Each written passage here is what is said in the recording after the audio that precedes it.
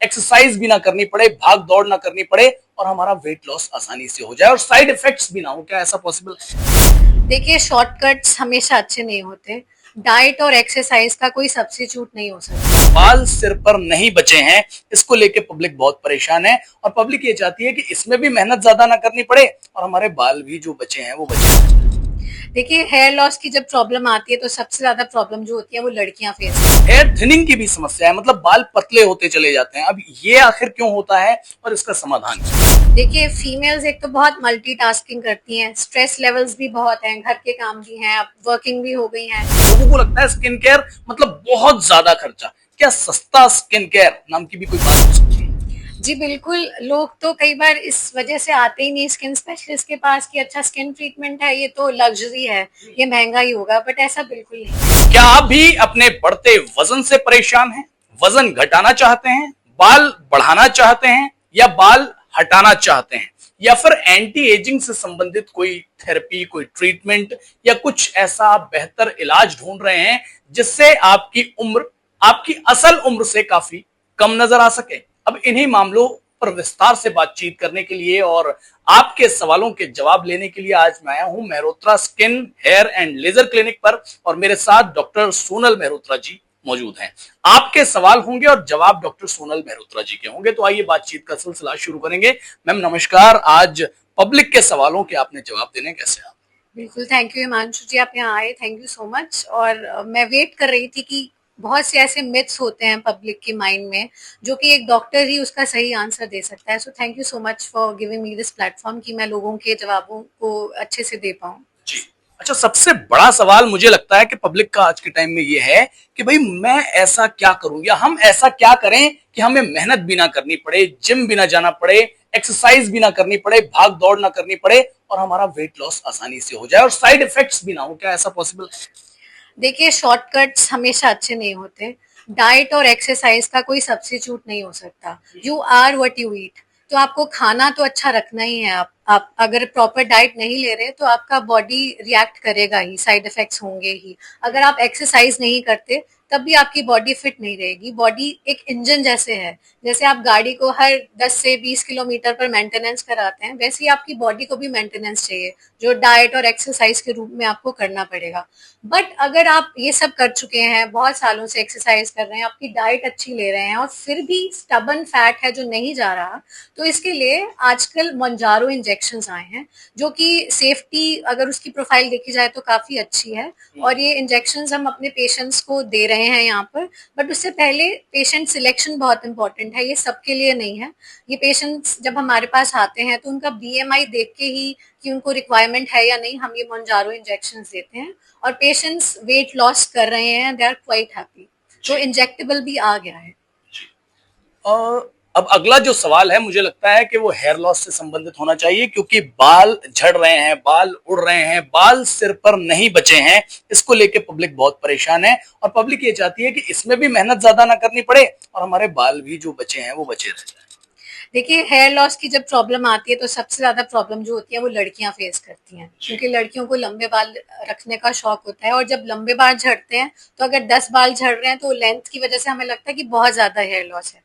Females में hair loss दो तरह से हो सकता है, एक तो हार्मोनल कारण की वजह से, बाकी डाइट में कमी होने की वजह से। तो इन दोनों ही को अगर आप कवर करें तो हेयर लॉस को प्रिवेंट किया जा सकता है और आपकी हेयर रीग्रोथ जल्दी हो सकती है। इसके लिए सबसे पहले तो हम डाइट की बात करेंगे। सब कुछ आपकी डाइट में ही छुपा है। अपना हीमोग्लोबिन लेवल कराएं, आयरन स्टडीज कराएं। कई बार फीमेल्स में मंथली ब्लीडिंग ज्यादा होती है तो आयरन की कमी की वजह से भी हेयर लॉस होता है। बायोटिन की कमी, विटामिन डी की कमी, थायराइड की प्रॉब्लम, इन सब वजहों से हेयर लॉस होता है। तो इन सब का टेस्ट प्रॉपर करवा के आप अपना डाइट में हाई प्रोटीन लीजिए, उससे भी हेयर लॉस रुकता है। तो ये सब चीजों का ध्यान रखें और ऑफकोर्स डॉक्टर से तो आपको संपर्क करना ही पड़ेगा। वो लोशंस जो देंगे वो आपको हेल्प करते हैं हेयर रीग्रोथ में। अच्छा, आपने बात महिलाओं की है, तो महिलाओं में एक समस्या और है कि हेयर जो लॉस हो रहा है वो तो अलग बात है, हेयर थिनिंग की भी समस्या है, मतलब बाल पतले होते चले जाते हैं। अब ये आखिर क्यों होता है और इसका समाधान क्या है? देखिए, फीमेल्स एक तो बहुत मल्टीटास्किंग करती हैं, स्ट्रेस लेवल्स भी बहुत हैं, घर के काम भी हैं, अब वर्किंग भी हो गई हैं और अपनी डाइट ठीक से नहीं ले पाती, नियमित नहीं ले पाती, विटामिन्स, मिनरल्स, वेजिटेबल्स, फ्रूट्स नहीं खा पाते, तो इन सब की वजह से हेयर थिनिंग होती है। तो अगर आप अपनी डाइट अच्छी लगे रखेंगे, एक्सरसाइज प्रॉपर्ली करेंगे, खान पान का ध्यान मेनली, इससे हेयर थिनिंग भी बचाई जा सकती है। और लगाने के लिए आजकल रिडेंसिल, मिनॉक्सिडिल जैसे लोशंस आते हैं जो आपकी हेयर थिनिंग को रोकते हैं और हेयर रीग्रोथ में हेल्प करते हैं। जी।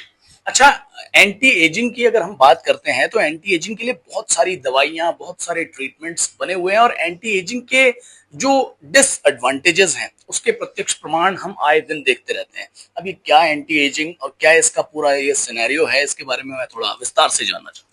देखिए, एंटी एजिंग जो टर्म है, आपकी एजिंग को स्लो डाउन करना या फिर आपकी झुर्रियां आने में हम रोक सकते हैं। एजिंग तो होगी, ये नेचुरल प्रोसेस है, हम उसको स्टॉप नहीं कर सकते, बट साइंस की मदद से हम इसको स्लो डाउन या डिले कर सकते हैं। डिले कैसे कर सकते हैं?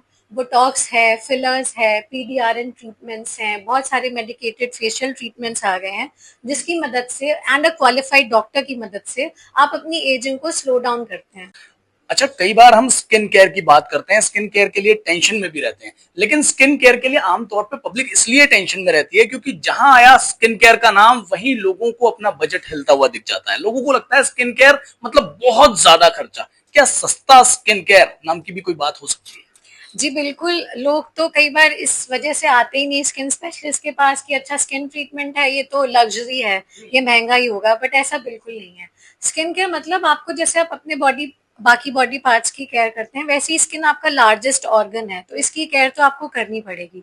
अगर हम बेसिक सस्ते स्किन केयर की बात करें तो इसमें आपको एक अच्छा मॉइस्चराइजर, उसके ऊपर एक अच्छा सनस्क्रीन और खाने में विटामिन सी और एंटीऑक्सीडेंट्स लेने हैं। ये बिल्कुल महंगा नहीं है और बजट फ्रेंडली है और ये सभी को करना चाहिए 25 टू 30 इयर्स की एज से अबव।